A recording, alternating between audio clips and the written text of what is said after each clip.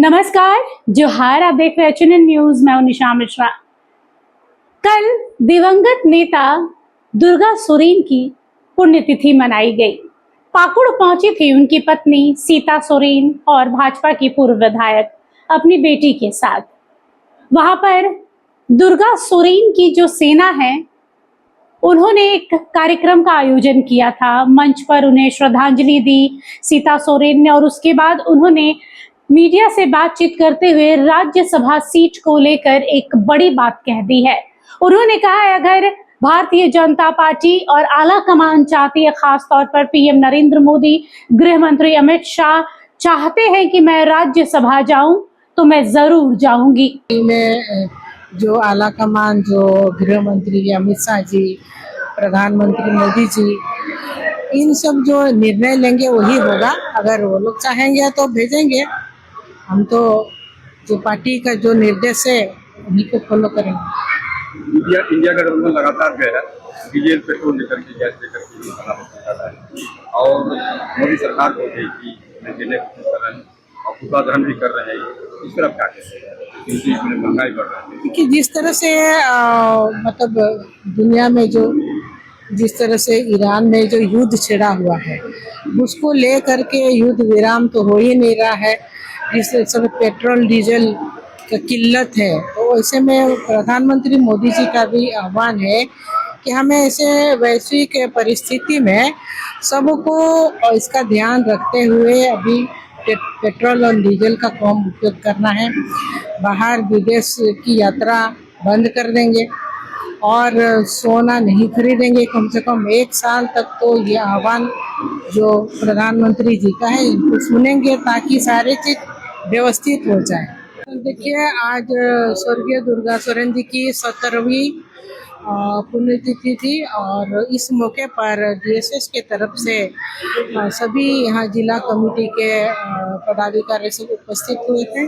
पिछले बार हम लोगों ने जो दुर्गा सोरेन की डीएसएस के टीम से दुमका में मनाया गया था, तो इस बार पाकुड़ में हमारे यहाँ के जो टीम है, डीएसएस के टीम पाकुड़ में मनाने के लिए बुलाया गया। तो यहीं पर हम लोग आज सभी के संगठन जो है पहले बहुत कम था, अभी बहुत ज़्यादा दिखा में राज्य से कार्यकर्ता भी ज्वाइन किए। इसमें बहुत लोगों ज्वाइन किए, विभिन्न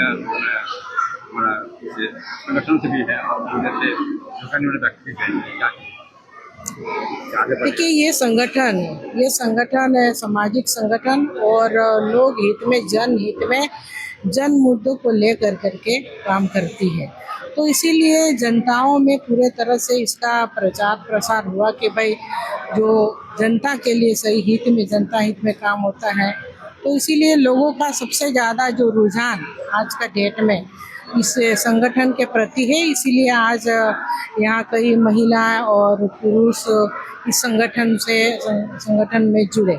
आज हम लोगों ने पाकुड़ में महात्मा गांधी का माल्यार्पण किया, अंबेडकर जी का माल्यार्पण किया स्टैचू का।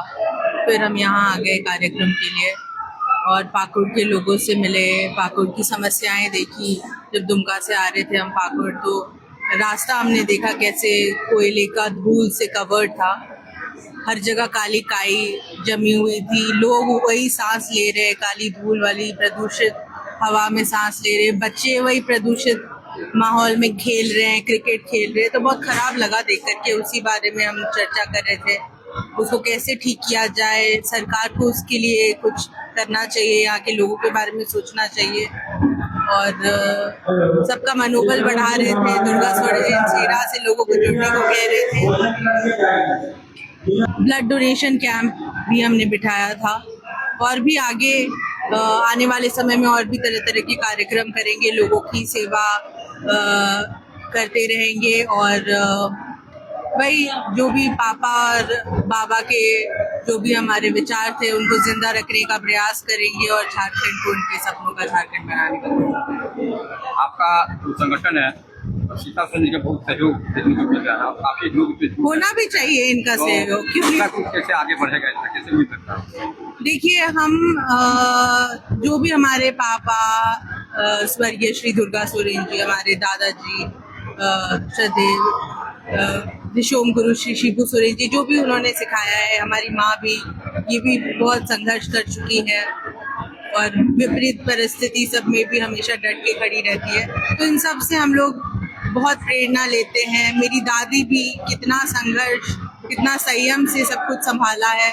तो इन सब से हमारे परिवार में सभी बहुत संघर्ष किए, सबसे हम प्रेरणा लेते हैं और यही प्रेरणा लेकर के हम डीएसएस को आगे बढ़ाएंगे। और हमको पता है इनसे जो भी सीख मिली है वो सीख लेकर प्राप्त करके हम अगर झारखंड की सेवा करेंगे तो जरूर एक ना एक दिन मेरे पिताजी का जो सपना था झारखंड को लेके, या मेरे दादाजी का जो सपना था, वो जरूर एक ना एक दिन पूरा होगा। और राज्यसभा की जो सीट का जो चुनाव होने हैं उसको लेकर भी एक बड़ी खबर सामने आ रही है। आइए देख लेते हैं।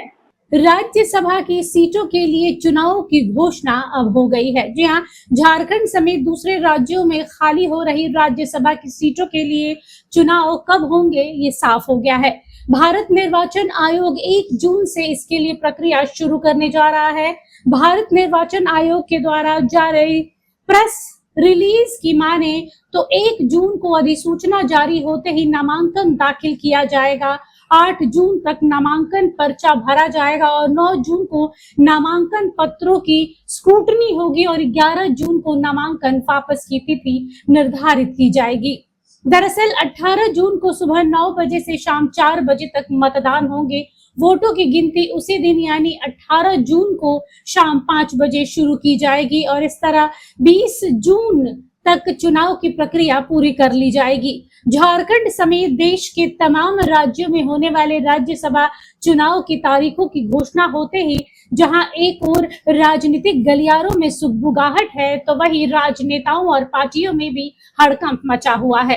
राज्य में 2 सीटों के लिए चुनाव होना है। दिवंगत दिशोम गुरु शिबू सोरेन के निधन की वजह से 4 अगस्त 2025 से राज्यसभा की एक सीट खाली है, जबकि दूसरी सीट दीपक प्रकाश के 21 जून को कार्यकाल समाप्त होने की वजह से खाली हो जाएगी।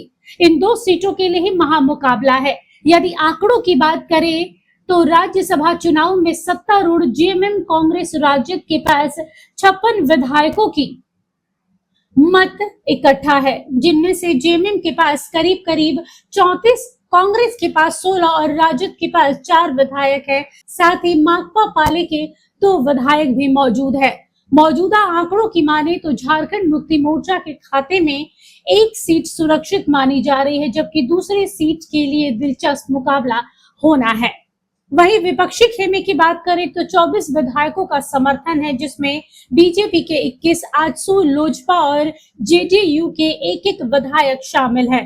पर्याप्त संख्या बल नहीं होने के बावजूद विपक्ष की ओर से प्रत्याशी को उतारने की संभावना बड़ी प्रबल हो रही है। इधर सत्तारूढ़ पार्टी झारखंड मुक्ति मोर्चा, कांग्रेस और राजद की ओर से यदि 2 प्रत्याशी खड़े किए जाते हैं तो मुकाबला और घमासान हो जाएगा। अब देखना दिलचस्प होगा कि किसे मौका मिलता है और किसे इस बार भी समझौता करना पड़ता है। Bureau report HNN news. बहरहाल राज्यसभा की 2 सीटों के लिए लड़ाई अभी से नहीं है, पिछले कई महीनों से चल रही है, जहां जेएमएम ने अपना पर्चा साफ खोल दिया है कि भाई हम समझौता नहीं करेंगे। वही कांग्रेस भी अड़ी हुई है कि हम भी अब पीछे नहीं हटने वाले हैं, हर बार समझौता हम नहीं करेंगे, चाहे तलखिया जितना बढ़ जाए। वहीं भारतीय जनता पार्टी की ओर से बात करें तो पूर्व विधायक सीता सोरेन आस लगाए बैठी हैं कि भारतीय जनता पार्टी की जो शीर्ष अधिकारी हैं, जो शीर्ष आला कमान है, वो उन्हें जरूर मौका देगा ताकि वो राज्यसभा में जा सके। अब देखना दिलचस्प होगा कि कौन किसकी ओर से उम्मीदवार बनता है। फिलहाल के लिए बस इतना ही। देखते रहिए एचएनएन न्यूज। नमस्कार, जोहार।